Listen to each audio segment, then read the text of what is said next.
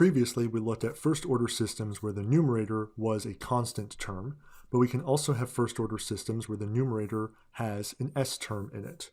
Again, the first-order system is going to be one where the denominator has an s and a constant term, but the numerator could have s or no s. So what happens when we have an s in the numerator? How do we sketch it? How is its behavior going to change?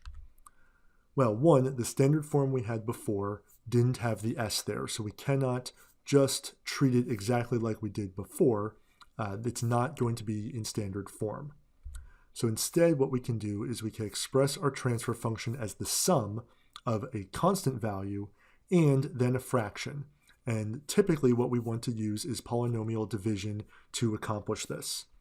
So this is what our transfer function may look like. So on the left, we might have something in the form of, I'll just use cs plus d in the numerator, and the denominator we have tau s plus 1. So the denominator looks good. It's in the tau s plus 1 that we want, but the numerator is not just the constant term.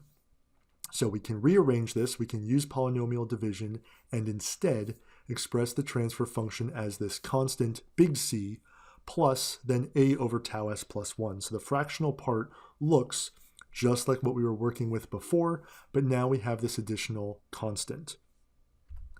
This is going to change the behavior of the system. So we're still starting at 0, but what we're going to see happen when we have this s on top, which then leads us to this constant, is we're going to have this initial value of the step response that's going to be b times c. So kind of this immediate jump up is going to happen in our system. So basically we're going to say at y of 0 is b times c, but because we're technically starting at 0 for our initial condition, is this sudden jump, and then our system is going to evolve after time equals 0. So initially we have b, the amplitude of our step input, times c, that constant term out in front of our numerator. The steady state value is going to be calculated in a similar way as we did before. It's the amplitude of that step input b, but now it's times c plus a. So all of this is still applicable when we didn't have an s in the numerator, because really all that was big C was 0, and then we only had the fractional part. So when big C was 0, our initial response was b times 0 was 0. So yeah, y of 0 was 0.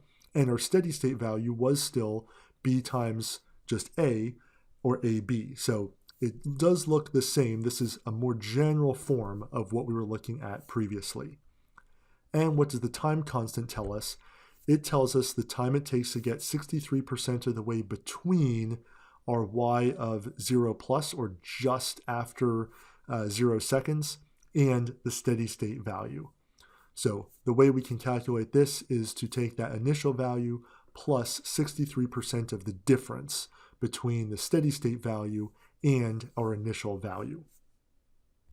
So our interpretation is still pretty similar to what we saw when we had no s in the numerator, but this is going to complicate it a bit, and we're going to likely have to do some algebraic manipulation in order to express our transfer function now in this standard form with a constant term and a fractional piece.